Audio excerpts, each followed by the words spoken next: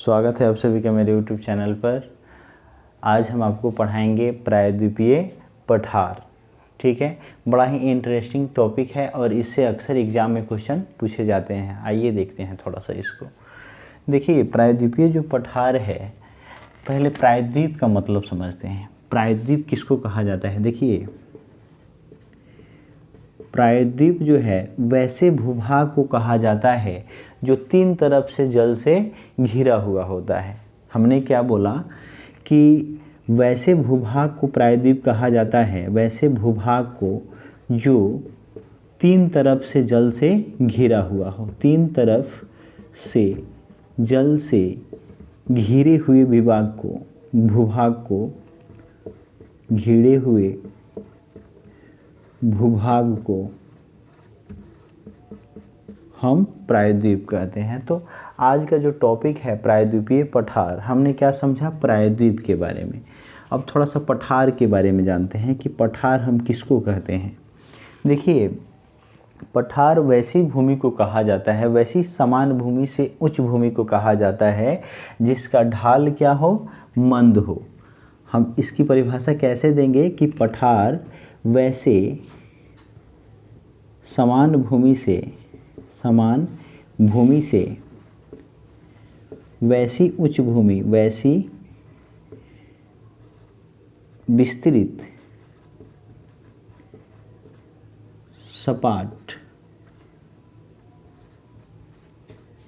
सपाट या मंद ढाल वाली भूमि।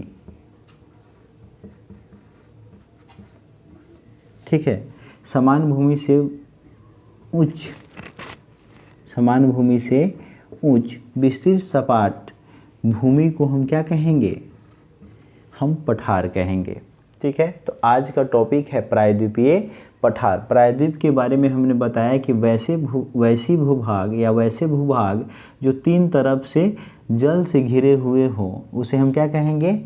प्रायद्वीप कहेंगे। और पठार के बारे में हमने बताया कि समान भूमि से उच्च वैसी विस्तृत सपाट भूमि या मंद ढाल वाली भूमि जो बहुत बड़े क्षेत्रफल में विस्तृत हो, उसे हम क्या कहेंगे? पठार कहेंगे। आइए आगे देखते हैं।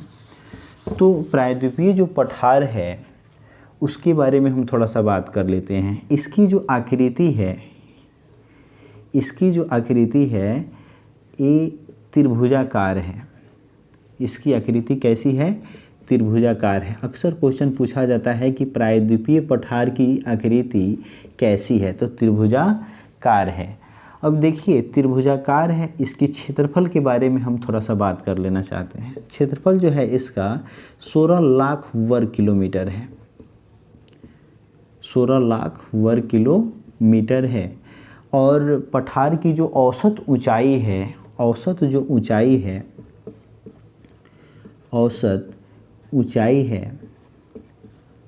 वह 600 से 900 मीटर तक है।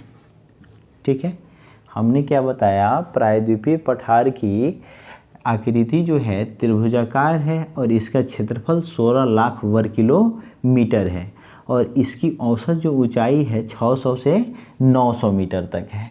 इसके निर्माण में कई सारे कारक उत्तरदायी हैं। फिलहाल जो ज्वालामुखीय जो उद्गार वाली जो बात है वो सबसे ज़्यादा महत्वपूर्ण है, क्योंकि इसकी बहुत बड़ी भूमिका है दक्कन के पठार के निर्माण वाले क्षेत्र में। ठीक है, अभी थोड़ा इसके भाग को हम थोड़ा सा देख लेते हैं। अगर हम बांटें तो दो भाग में बांट सकते हैं। एक तो है आपका मध्य उच्च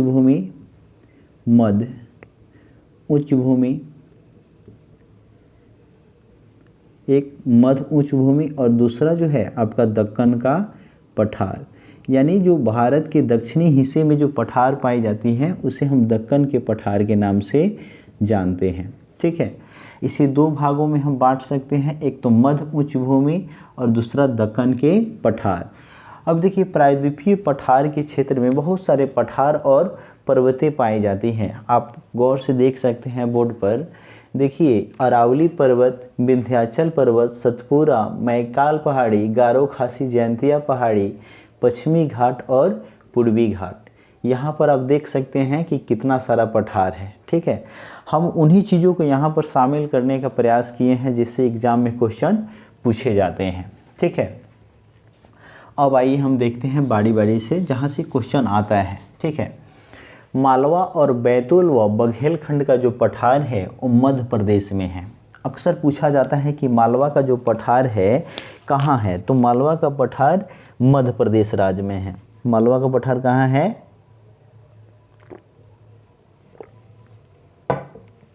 मध्य प्रदेश राज्य में है। ठीक है, आपसे पूछा जाएगा कि बघेलखंड का पठार कहाँ है, तो मध्य प्रदेश में है। ठीक उसी प्रकार आपका बुंदेलखंड का जो विस्तार है मध्य प्रदेश और यूपी में है। देखिए एक क्वेश्चन याद रखिएगा, बुंदेलखंड का जो पुराना नाम है, यहाँ से भी क्वेश्चन आता है, बुंदेलखंड का जो पुराना नाम है वो है जेजाक भुक्ती। जेजाक भुक्ती आपसे क्वेश्चन पूछा जा सकता है कि जेजाक भुक्ती किसका पुराना नाम है या प्राचीन नाम है, तो वो है बुंदेलखंड का। तो इस चीज़ को याद रखिएगा कि बुंदेलखंड का जो विस्तार है वो मध्य प्रदेश और यूपी में संयुक्त रूप से है। अगला जो है दंडकारण्य पठार। दंडकारण्य, वही दंडकारण्य जहाँ पर भयानक राक्षस पाए जाते थे। रामायण में आप देखे होइएगा, राम जी सीता जी की खोज में जब भटक रहे थे तो वहीं दंडकारण्य पठार था। ठीक है, इसका विस्तार उड़ीसा, छत्तीसगढ़ और आंध्र प्रदेश राज्य में संयुक्त रूप से है। ठीक है, और यहाँ पर अगला देखिए जो है आपका रायलसीमा का पठार। अक्सर क्वेश्चन पूछा जाता है कि रायलसीमा का पठार मुख्य रूप से किस राज्य में विस्तृत है, तो रायलसीमा का विस्तार जो है, रायलसीमा के पठार का विस्तार कर्नाटक और आंध्र प्रदेश राज्य में है। वहीं तेलंगाना के पठार, नाम से ही पता चल रहा है कि अब तेलंगाना में होगा। पहले जब बंटवारा नहीं हुआ था उस समय में आंध्र प्रदेश राज्य का, तो उस समय ये आंध्र प्रदेश में आता था, लेकिन अब तेलंगाना में है। ठीक है, अगला जो है आपका शिलोंग का पठार है, और शिलोंग का पठार आपका मेघालय में है। ठीक है, मेघालय की राजधानी शिलोंग है। वहीं अगर हम हजारीबाग व छोटा नागपुर की पठार की बात करें अगर, तो वो झारखंड में है, और रांची का पठार भी आपका झारखंड में ही है। ठीक है, छोटा नागपुर का जो पठार है, छोटा नागपुर का जो पठार है वो खनिज संपदा की दृष्टि से, खनिज संपदा की दृष्टि से बहुत ही संपन्न है। संपदा की दृष्टि से बहुत ही संपन्न है।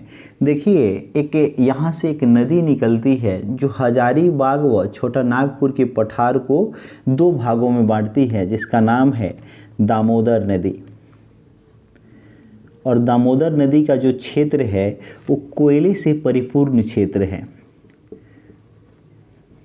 यहाँ पर कोयला जो है, कोयले से परिपूर्ण क्षेत्र, यहाँ पर कोयला जो है बहुत ही भारी मात्रा में मिलती है। ठीक है, परिपूर्ण क्षेत्र। देखिए कोयले से परिपूर्ण क्षेत्र होने की वजह से छोटा नागपुर के पठार को, छोटा नागपुर के पठार को भारत का रूढ़ प्रदेश कहा जाता है। भारत का रूढ़ प्रदेश कहा जाता है। इस चीज़ को याद रखिएगा। दरअसल रूढ़ प्रदेश जो है एक जगह है जर्मनी में, जहाँ पर कोयला अधिक मात्रा में पाई जाती है, जर्मनी में। ठीक है, और वहीं से तुलना किया जाता है छोटा नागपुर और दामोदर नदी घाटी का जो क्षेत्र है उसका, क्योंकि यहाँ पर भी कोयला बहुत ज़्यादा भारी मात्रा में पाए जाते हैं। कोयले के 4 प्रकार होते हैं। पहला तो है आपका एंथ्रासाइट,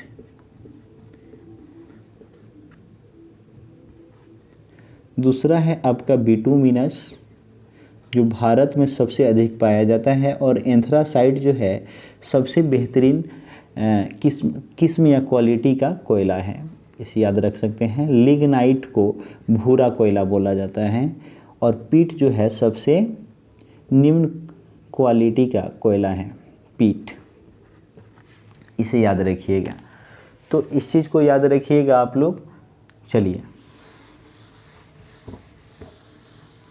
अगला जो है आपका रांची का पठार। रांची का जो पठार है वो तो झारखंड में ही है, लेकिन एक संप्राय मैदान का उदाहरण है। आपके मन में विचार आएगा कि संप्राय मैदान किसको बोला जाता है, तो आइए देखिए।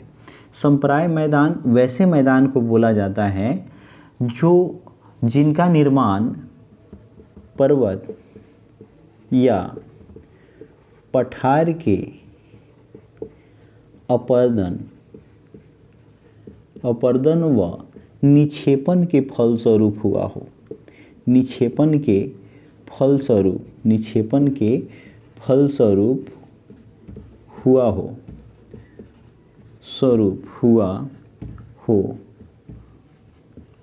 उसे हम संप्राय मैदान कहते हैं। हमने क्या बोला कि पर्वत या पठार के अपर्दन व निक्षेपण के फलस्वरूप जिस मैदान का निर्माण हुआ हो उसे हम क्या कहेंगे, संप्राय मैदान।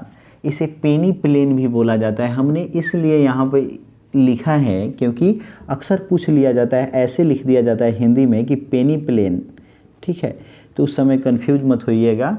संप्राय मैदान यानी पेनी प्लेन, और पर्वत या पठार के अपर्दन एवं निक्षेपण के फलस्वरूप इसका निर्माण होता है, ठीक है। तो इसे हम ऐसे ही याद रखेंगे।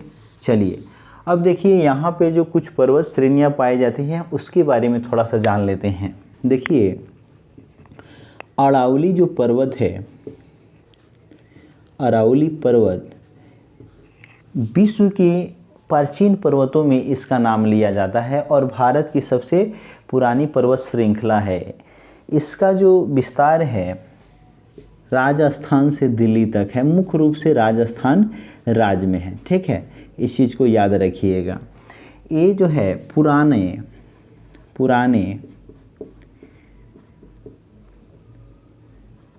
बलित पर्वत का उदाहरण है।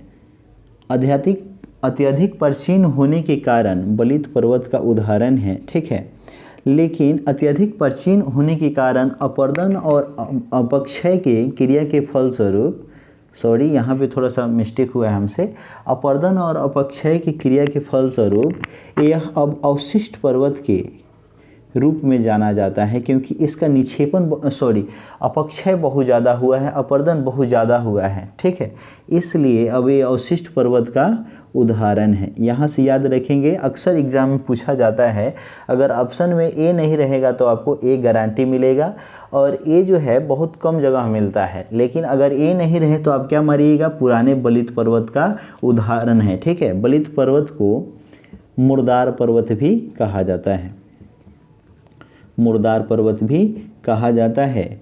देखिए हिमालय जो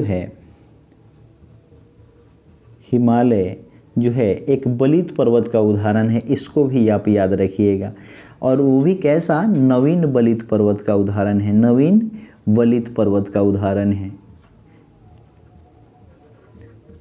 ठीक है, क्योंकि आज भी हिमालय वाले क्षेत्र में बहुत ज़्यादा भूकंप आता है, जो ये बता रहा है कि अभी भी निर्माण की प्रक्रिया जो है हिमालयी क्षेत्र में जारी है, ठीक है। तो अरावली पर्वत चोटी के जो सबसे ऊंची चोटी है, अरावली पर्वत श्रृंखला की जो सबसे ऊंची चोटी है उसका नाम है गुरु शिखर। इसकी ऊंचाई 1722 मीटर है।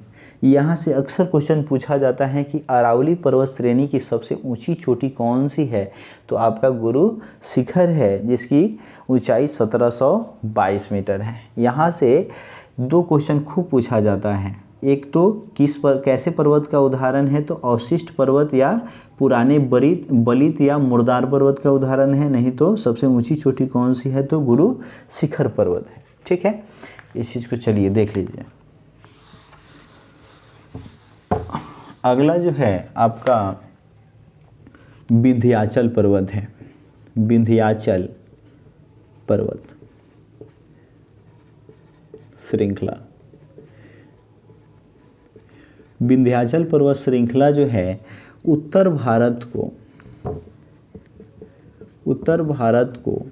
दक्षिण भारत से अलग करता है, दक्षिण भारत से अलग करता है, ठीक है।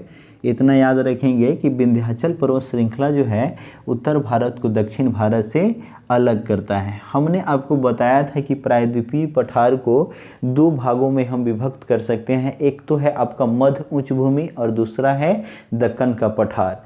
थोड़ा उसके बारे में भी हम जान लेते हैं। चलिए आइए, हमने तो बताया ही था लेकिन यहाँ पर एक क्वेश्चन बन रहा है, मध्य भाग और आपका दक्कन का पठार। देखिए ये जो है मध्य भाग और दक्कन के पठार में जो पठार को जो विभाजित करने वाली जो मतलब अगर अक्षांश आपसे पूछ दे कि प्रायद्वीपीय पठार को कौन सी अक्षांश रेखा विभाजित करती है, तो आपका जवाब होगा 22 डिग्री उत्तरी अक्षांश रेखा। 22 डिग्री उत्तरी अक्षांश रेखा जो है प्रायद्वीपीय पठार को दो भागों में बांटती है। किस किस भागों में? एक तो आपका मध्य वाला भाग और दूसरा दक्कन के पठार वाला भाग। लेकिन अगर नदी पूछे तो आपकी हो जाएगी नर्मदा नदी। नर्मदा नदी जो है इसको दो भागों में बांटती है। इस चीज़ को याद रखिएगा। हम अभी बताएंगे आपको कि नर्मदा नदी का उद्गम कहाँ है। ठीक है, तो आप याद रखिएगा विंध्याचल पर्वत श्रृंखला जो है उत्तर भारत को दक्षिण भारत से अलग करती है, और आपका जो प्रायद्वीपीय पठार का जो भाग है जो दो भागों में है उसको 22 डिग्री उत्तरी अक्षांश रेखा बोले तो ठीक है, नहीं तो नर्मदा नदी। दोनों में से कोई अगर ऑप्शन में रहेगा तो आप मारिएगा। चलिए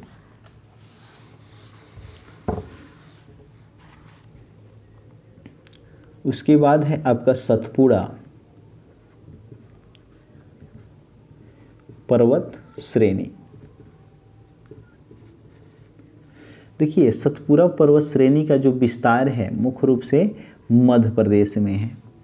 ठीक है, सतपुड़ा पर्वत श्रेणी का विस्तार मुख्य रूप से मध्य प्रदेश में है, और इसी श्रेणी के अंतर्गत एक पहाड़ी है जिसका नाम है महादेव पहाड़ी। महादेव पहाड़ी।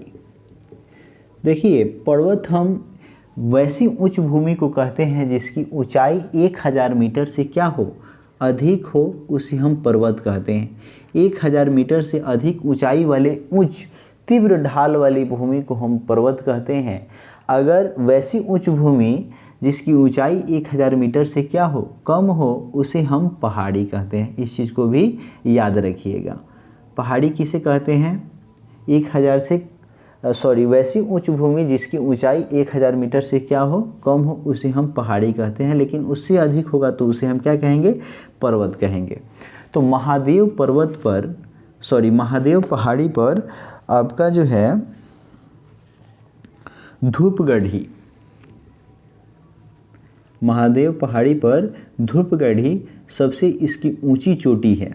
ठीक है, जिसकी ऊंचाई 1350 मीटर है। जिसकी ऊंचाई कितनी है? 1350 मीटर।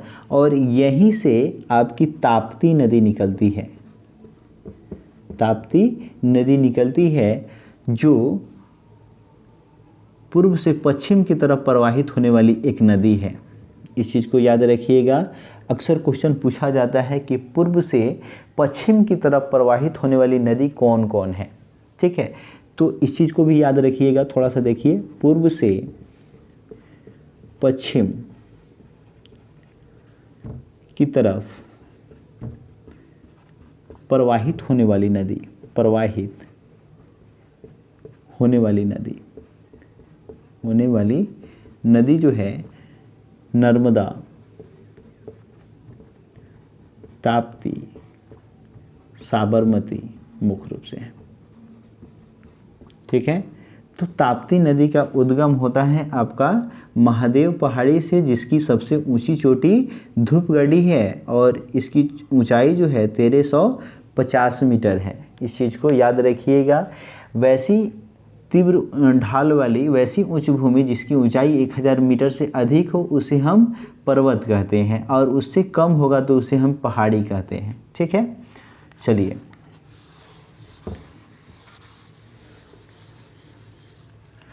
अगला जो है आपका मैकाल पहाड़ी। मैकाल पहाड़ी। देखिए मैकाल पहाड़ी की जो सबसे ऊंची चोटी है वो है आपका अमरकंटक। ठीक है, मैकाल पहाड़ी की सबसे जो ऊंची चोटी है वो है अमरकंटक, जिसकी ऊंचाई अमरकंटक, इसकी ऊंचाई 1036 मीटर है। इस चीज़ को याद रखिएगा, इसकी ऊंचाई 1036 मीटर है और ये जो है मध्य प्रदेश में मुख्य रूप से अवस्थित है। देखिए जब भी हम पेपर पर दिशा को अगर बताते हैं तो ऊपर आपका उत्तर है, नीचे दक्षिण, इधर पूर्व और इधर पश्चिम। ठीक है, यहाँ पे आपका अमरकंटक है, अमरकंटक। देखिए यहाँ पर पश्चिम से नर्मदा नदी निकलती है, अमरकंटक के पश्चिम से नर्मदा नदी निकलती है। वही नर्मदा नदी जो पूर्व से पश्चिम की ओर प्रवाहित होती है एक भ्रंश में। ठीक है, जो प्रायद्वीपीय पठार को दो भागों में बांट देती है, प्रायद्वीपीय पठार को दो भागों में बांटती है। ठीक है, इस चीज़ को याद रखिएगा। अब उत्तर से एक और नदी, प्रमुख नदी निकलती है जिसका नाम है, नाम थोड़ा सा मिस्टेक हो रहा है, जिसका नाम क्या है, सोन नदी। सोन नदी जो गंगा की सहायक नदी है, गंगा की सहायक नदी है। गंगा में सोन नदी जो है दक्षिण की तरफ से मिलती है, इस चीज़ को याद रखिएगा। और वो भी कहाँ, बक्सर में चौसा के पास।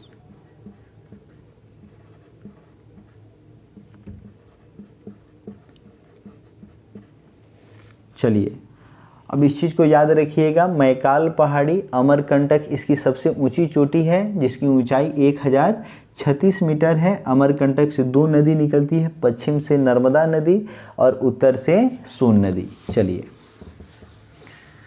अगला जो है आपका गारो खासी जयंतिया, गारो खासी जयंतिया, जयंतिया, गारो खासी जयंतिया। ये जो तीनों पहाड़ियाँ हैं वो मेघालय में मिलती है मुख्य रूप से, और इससे खूब क्वेश्चन पूछा जाता है कि गारो पहाड़ी कहाँ है। ठीक है, तो मेघालय में है। आपसे पूछा जाए खासी पहाड़ी कहाँ है तो मेघालय में है, और जयंतिया पहाड़ी कहाँ है तो ये भी मेघालय में है। ठीक है, ये तीनों पहाड़ी का नाम दरअसल जनजाति के नाम पे पड़ा हुआ है। वहाँ पर मेघालय में खास करके ये तीनों जनजाति है, मेघालय में ये तीनों जनजाति है, गारो, खासी और जयंतिया। इस चीज़ को भी याद रखिएगा, पूछा जाएगा कि जयंतिया जनजाति मुख्य रूप से किस राज्य में पाई जाती है, भारत के किस राज्य में पाई जाती है, तो आपका हो जाएगा मेघालय राज्य में। ठीक है, चलिए अब इस चीज़ को याद रखिएगा, आगे बढ़ते हैं। आगे है आपका पश्चिमी घाट, पश्चिमी घाट, और अगला है फिर पूर्वी घाट। देखिए इसको थोड़ा सा बढ़िया से समझना पड़ेगा क्योंकि पश्चिमी घाट से क्वेश्चन बहुत ज़्यादा पूछे जाते हैं। चलिए देखिए,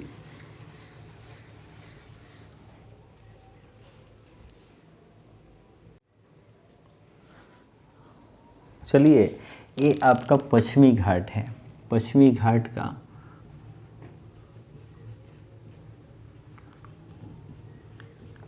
का ये मैप आपको दिख रहा है, सो पश्चिमी घाट का मैप है। देखिए पश्चिमी घाट जो है दक्कन के पठार के अंतर्गत आता है। ठीक है, और इसके बारे में, इसकी जो लंबाई है देख लेते हैं इसके बारे में। इसकी जो लंबाई है वो 1600 किलोमीटर है, और चौड़ाई जो है, चौड़ाई नहीं, इसकी जो औसत ऊंचाई है, औसत ऊंचाई जो है 1200 मीटर है। देखिए इसका निर्माण जो है ज्वालामुखी उद्भेदन के जरिए हुआ है, क्योंकि बहुत साल पहले ज्वालामुखी उद्भेदन की वजह से यहाँ पे बहुत विस्तृत क्षेत्र में लावा का जमाव हुआ था, और उस जमाव की वजह से यहाँ पर जो चट्टानें हैं यहाँ इधर, पहले इस चीज़ को समझ लीजिए, उसके बाद हम थोड़ा उसको बताते हैं। 16 डिग्री जो उत्तरी अक्षांश रेखा है, नॉर्थ लॉन्गिट्यूड लाइन, ठीक है, लेटीट्यूड लाइन, सॉरी लॉन्गिट्यूड नहीं, लेटीट्यूड लाइन जो है इसको दो भागों में बांटती है, उत्तरी सह्याद्री, उत्तरी सह्याद्री। अब आप सोचिएगा कि सह्याद्री किसको बोला जाता है, तो स्थानीय लोगों के द्वारा पश्चिमी घाट को सह्याद्री बोला जाता है, सह्याद्री, ठीक है। और इधर दक्षिण वाले भाग को दक्षिण सह्याद्री, सह्याद्री, ठीक है।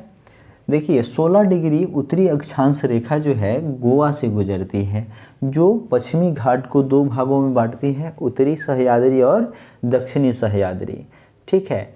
यहाँ पे आपको बेसाल्ट चट्टानों की प्रधानता है, इधर बेसाल्ट चट्टानों की प्रधानता है, बेसाल्ट चट्टान पाए जाते हैं। और दक्षिण सह्याद्री वाले क्षेत्र में गिरनाइट, सॉरी गिरनाइट नहीं, गिरनाइट का कयांतरण हो गया है क्योंकि बहुत ज़्यादा पुरानी ये चट्टानें हैं, नीस वशिष्ठ के रूप में यहाँ पे पाई जाती हैं चट्टानें, क्योंकि बहुत ज़्यादा पुरानी है, ठीक है। अब इस चीज़ को याद रखिएगा, यहाँ पे बेसाल्ट चट्टानों के अपक्षय के फलस्वरूप, अपक्षय के फलस्वरूप काली मृदा का निर्माण हुआ है, काली मृदा का निर्माण हुआ है। काली मृदा को हम रेगड़, चिरनोजम, चिरनोजम और कपास की खेती के लिए सर्वाधिक उपयुक्त मिट्टी होने की वजह से इसको कपासी मृदा भी बोला जाता है, कपासी मृदा भी बोला जाता है। इस चीज़ को याद रखिएगा। बेसाल्ट चट्टानों के अपक्षय के फलस्वरूप, अपक्षय जो है जानते हैं किसको बोला जाता है, चट्टानों का टूट फूट कर छोटे छोटे बारीक कणों में बदलने को हम क्या कहते हैं, अपक्षय बोलते हैं, ठीक है। तो अपक्षय के फलस्वरूप काली मृदा का निर्माण हुआ है, जिसे रेगड़, चिरनोजम या कपासी मृदा के नाम से जाना जाता है, ठीक है। यहाँ की जो सबसे ऊंची चोटी है उसका नाम है कलसूबाई, उत्तरी सह्याद्री की सबसे ऊंची चोटी, सबसे ऊंची चोटी कलसूबाई है। इस चीज़ को याद रखिएगा, कलसूबाई, ठीक है। दूसरी जो सबसे जो यहाँ पर ऊंची चोटी है उसका नाम है महाबालेश्वर, महाबालेश्वर, ठीक है। इस चीज़ को याद रखिएगा, यहाँ से नदी का भी उद्गम होता है, ठीक है। उसके बाद में दक्षिणी सह्याद्री में अगर हम आएंगे तो यहाँ पर सबसे जो ऊंची चोटी है वो है अनायमुदी, अनायमुदी।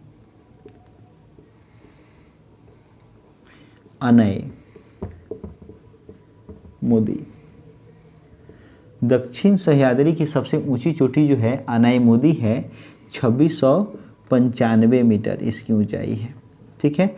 ये अन्नामलाई पहाड़ी में, अन्नामलाई पहाड़ी में अवस्थित है, अन्नामलाई पहाड़ी की, अन्नामलाई पर्वत श्रेणी, सॉरी पहाड़ी नहीं, पर्वत श्रेणी की सबसे ऊंची चोटी है, ठीक है। अनायमुदी 2695 मीटर। यहाँ पे इस क्षेत्र में कुछ पर्यटन स्थल भी हैं, जैसे आप लोग सुने होइएगा कोडाईकनाल, कोडाईकनाल जो है पालनी की पहाड़ी में अवस्थित एक पर्यटक स्थल है। उटक मंडल भी है एक पर्यटक स्थल, इसको भी याद रखिएगा, उटक मंडल, ठीक है। अक्सर पहले मिथुन के फिल्म में उटक मंडल, इसे ऊटी भी बोला जाता है, मिथुन के फिल्म में यहीं पे अधिकांशतः गाना का शूटिंग किया जाता था। जो भी पठार वाला क्षेत्र देखिएगा आपको अपने आप याद आ जाएगा, समझ जाइएगा कि वो क्या है, दक्षिण सह्याद्री का हिस्सा है। ठीक है, मिथुन के फिल्मों में अक्सर होता था। ठीक है, तो इस चीज़ को याद रखिएगा। कोडाईकनाल में पालने की पहाड़ी है। उटकमंडल भी इधर पर्यटन स्थल है जिसे ऊटी के नाम से जाना जाता है। दक्षिण सह्याद्री की सबसे ऊंची जो चोटी है वो है अनाई मुदी, जिसकी ऊंचाई 2695 मीटर है। ठीक है, अब देखिए ये आपका पश्चिमी घाट है और ये आपका पूर्वी घाट है। थोड़ा सा एक और इसमें से छूट रहा है, थोड़ा सा इसको भी जानिए। देखिए यहाँ पे बहुत ज़्यादा तीखी ढाल है। ठीक है, नहीं होता है जैसे ऐसे, देखिए ऐसे तीखी ढाल है। ठीक है, तीखी ढाल की वजह से इसे भ्रंश का कगार बोला जाता है। भ्रंश का कगार, ठीक है, या पठार का कगार बोला जाता है। पठार का कगार। ठीक है, इस चीज़ को याद रखिएगा। पूछा जा सकता है आपसे एग्जाम में कि पठार का कगार किसे कहा जाता है, तो पश्चिमी घाट को कहा जाता है। देखिए कगार होने की वजह से ही यहाँ अगर कोई नदी प्रवाहित होते हुए आती है तो वो मंद ढाल नहीं मिलने की वजह से यह डेल्टा नहीं बना पाती है। ठीक है, और डेल्टा ना बना करके वो एस्चुअरी का निर्माण करती है। एस्चुअरी का निर्माण करती है। जैसे आपकी जो नर्मदा नदी है वो एस्चुअरी बनाती है, ना कि डेल्टा। लेकिन बंगाल की खाड़ी में गिरने वाली जो नदी है वो डेल्टा का निर्माण करती है। क्यों? क्योंकि वहाँ पे मंद ढाल है। ये पूर्वी घाट वाले हिस्सा में मंद ढाल है, इस चीज़ को याद रखिएगा। इसका ढाल जो है इधर तीखा है और पूर्वी हिस्सा में, जैसे मान लीजिए कि ये क्या है, ये वेस्टर्न भाग है और ये वाला आपका ईस्टर्न। ठीक है, तो जो पूर्वी जो भाग है उसमें मंद ढाल है, लेकिन पश्चिमी भाग में मंद ढाल नहीं है। इस चीज़ को याद रखिएगा। यहाँ पर कगार है, इसलिए इसको भ्रंश का कगार या पठार का कगार बोला जाता है। भ्रंश का मतलब होता है दरार। भ्रंश का मतलब होता है दरार, जो आप लोग जानते होइएगा। देख लीजिए इसको, उसके बाद में हम इसको मिटा रहे हैं। यहाँ पर भी एक चीज़ याद रखिएगा आप लोग, एक जैसे बीपीएससी में एक क्वेश्चन पूछा गया था 2018 में कि उत्तर से दक्षिण में जो पर्वतों का जो विस्तार है उसको क्रमबद्ध आप दिखाइए, दर्शाइए। ठीक है, देखिए एक ट्रिक है निज सेवक। निज सेवक, निज सेवक, निज से हो जाएगा आपका नीलगिरी। नीलगिरी की पहाड़ी। ठीक है, ज से हो जाएगा आपका जवादी की पहाड़। जवादी की पहाड़ी। ठीक है, स से हो जाएगा सेवराय की पहाड़ी। सेवराय की पहाड़ी। ठीक है, वो नहीं, यहाँ पे अ लेना है इस चीज़ को। ठीक है, और अ से हो जाएगा आपका अन्ना मलाई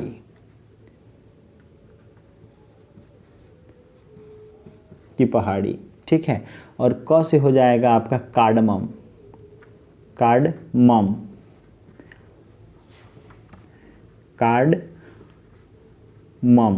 की पहाड़ी, जिसे इलायची की पहाड़ी के नाम से, इलायची की पहाड़ी के नाम से या इला मलय, इला मलय के नाम से जाना जाता है। इस चीज़ को याद रखिएगा। देखिए उत्तर से दक्षिण की तरफ यही क्रम है। नीलगिरी की पहाड़ी, जवादी की पहाड़ी, सेवराय की पहाड़ी, अन्नामलाई की पहाड़ी, कार्डमम पहाड़ी जिसे इलायची पहाड़ी के नाम से या इला मलय के नाम से जाना जाता है। ठीक है, इस चीज़ को याद रखिएगा। यहाँ पर इस क्षेत्र में पाए जाने वाले यही प्रमुख पर्वत सब हैं, ये पहाड़ी हैं। ठीक है, देखिए पूर्वी घाट और पश्चिमी घाट का मिलन जहाँ पे होता है वो जगह है आपका नीलगिरी की पहाड़ी। ठीक है, यहाँ से एक क्वेश्चन पूछा जाता है कि पूर्वी घाट और पश्चिमी घाट का मिलन स्थल किस पर्वत चोटी के पास होता है या किस पहाड़ी के पास होता है, तो आपका नीलगिरी पहाड़ी के पास होता है। नीलगिरी पहाड़ी के पास होता है। नीलगिरी पहाड़ी के पास ही नीलगिरी पहाड़ी की जो सबसे ऊंची चोटी है वो है आपका दोदा बेटा। दोदा बेटा। दोदा बेटा की जो ऊंचाई है 2637 मीटर है, जो दक्षिण भारत की दूसरी सबसे ऊंची चोटी है। इस चीज़ को याद रखिएगा, दोदा बेटा जो है दक्षिण भारत की दूसरी सबसे ऊंची चोटी है। यहाँ पर थोड़ा सा देखिए, पश्चिमी घाट के बारे में हमने क्या बताया कि पश्चिमी घाट जो है दो भागों में बटा हुआ है 16 डिग्री उत्तरी अक्षांश रेखा के द्वारा, जो गोवा से गुजरती है। ठीक है, उत्तरी भाग को उत्तरी सह्याद्री के नाम से जाना जाता है और दक्षिणी भाग को दक्षिणी सह्याद्री के नाम से जाना जाता है। उत्तरी सह्याद्री में बैसाल्ट चट्टानों की प्रधानता है, जिसके अपक्षय के फलस्वरूप काली मृदा का निर्माण हुआ है और उसके बाद में काली मृदा को रीगर या चेरनोजम या कपासी मृदा के नाम से जाना जाता है।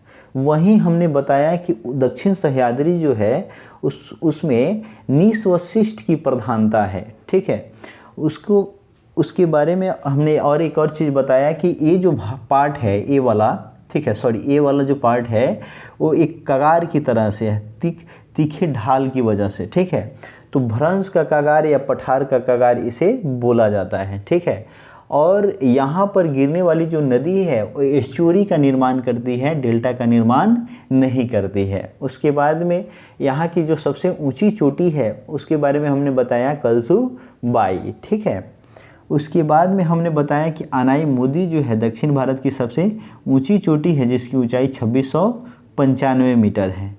और उटक मंडल और कोडाईकनाल जैसे कुछ पर्यटन स्थल भी यहाँ पे हैं।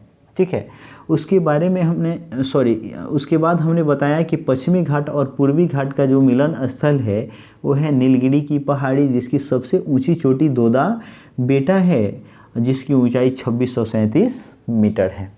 उसके बाद हमने बताया कि ये एक ट्रिक है निज सेवक। निज यानी न से हो जाएगा आपका नीलगिरी की पहाड़ी, ज से जवादी की पहाड़ी, स से सेवराय की पहाड़ी, अ से वह है, लेकिन इसको अ मान लीजिएगा क्योंकि ट्रिक है, कुछ भी हो सकता है। ठीक है, अन्ना मलाई की पहाड़ी, क से कार्डमम पहाड़ी, जिसे इलायची पहाड़ी या इला मलय पहाड़ी के नाम से जाना जाता है। अब देखिए, ये उत्तर से दक्षिण की तरफ क्रम है। कभी दे दिया जाता है एग्जाम में कि आप उत्तर से दक्षिण की तरफ का क्रम बताइए या दक्षिण से उत्तर की तरफ का क्रम बताइए। ठीक है, अब हम आपको बताएंगे पूर्वी घाट के बारे में। चलिए देखिए, और इसकी जो लंबाई है पश्चिमी घाट की, यहाँ पर देखिए 1600 किलोमीटर है और औसत ऊंचाई 1200 मीटर है। चलिए,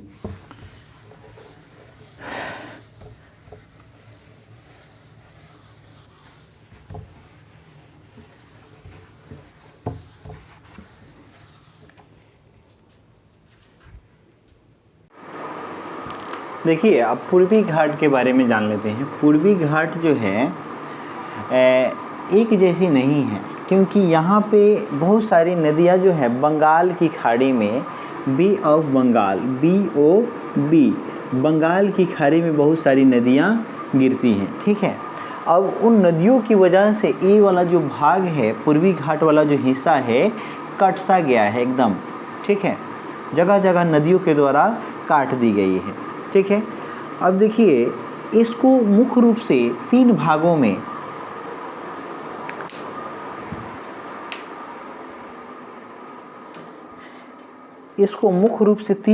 में बांटा जाता है। एक तो आपका उत्तरी भाग, दूसरा मध्य भाग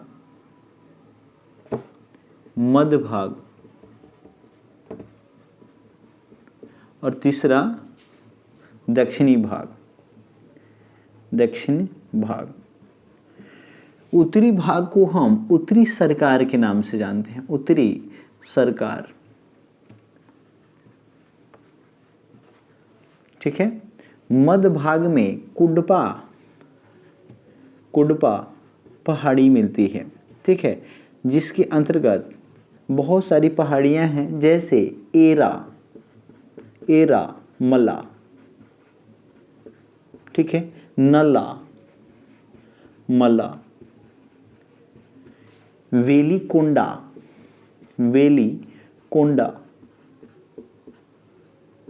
पाली कोंडा, एवं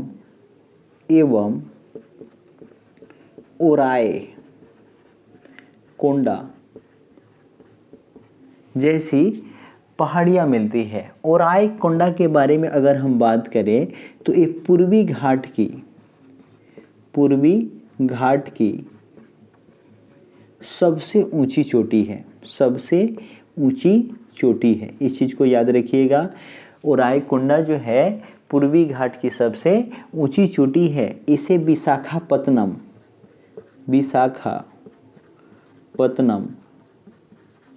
चोटी के नाम से भी जाना जाता है। चलिए देखिए, दक्षिणी भाग के अंतर्गत तमिलनाडु में 2 पहाड़ियाँ आती हैं, ठीक है। एक तो आपका सेवराय पहाड़ी और दूसरा जो है जवादी पहाड़ी, ठीक है। देखिए हमने क्या बताया कि पूर्वी घाट को जगह जगह नदियों ने काट रखा है, जैसे महानदी, कावेरी नदी, गोदावरी नदी, बहुत सारी नदियों का मुहाना जो है बंगाल की खाड़ी में है, ठीक है। तो इस चीज़ को याद रखिएगा आप लोग। उसके बाद में इसकी जो औसत ऊंचाई है उसके बारे में थोड़ा सा बात कर लेते हैं। औसत जो ऊंचाई है पूर्वी घाट का वो है 600 मीटर। इस चीज़ को याद रखिएगा। पूर्वी घाट और पश्चिमी घाट के मिलन स्थल पर नीलगिरी पहाड़ी है जिसकी सर्वोच्च चोटी दोदा बेटा है जिसकी ऊंचाई 2637 मीटर है, जो हम बता चुके हैं। उसके बाद में देखिए पश्चिमी घाट में कुछ दर्रा भी मिलती है जिसका नाम हम नहीं लिए हैं क्योंकि हम दर्रा में बता चुके हैं कि वो पश्चिमी घाट की प्रमुख दर्रा है। चलिए थोड़ा सा हम नाम अभी भी बता दे रहे हैं। देखिए उनका नाम है पालघाट दर्रा, भोरघाट दर्रा, ठीक है। उसके बाद में पालघाट, भोरघाट, थालघाट दर्रा, ठीक है। उसके बाद में सेनकोटा गैप या दर्रा बोल सकते हैं। जो इलायची की पहाड़ी, ये वहीं कार्डमम पहाड़ी जिसको इलायची पहाड़ी बोला जाता है उसी पर है, ठीक है। इलामलई पहाड़ी भी इसे बोला जाता है, याद रखिए। इसी के साथ ये टॉपिक हमारा समाप्त होता है। आपको अगर वीडियो अच्छा लगता है तो प्लीज़ इसे लाइक कीजिए, इसे ज़्यादा से ज़्यादा शेयर कीजिए हमें, क्योंकि सपोर्ट की बहुत ज़्यादा आवश्यकता है। और इस चैनल को सब्सक्राइब कर लीजिए, ठीक है। और हो सके तो मुझसे जो गलती हुई है उसे इग्नोर कीजिएगा, क्योंकि जैसे जैसे हम और वीडियो बनाते जाएंगे हम में खुद सुधार आएगा और हम बेहतरीन करने का प्रयास भी कर रहे हैं। धन्यवाद।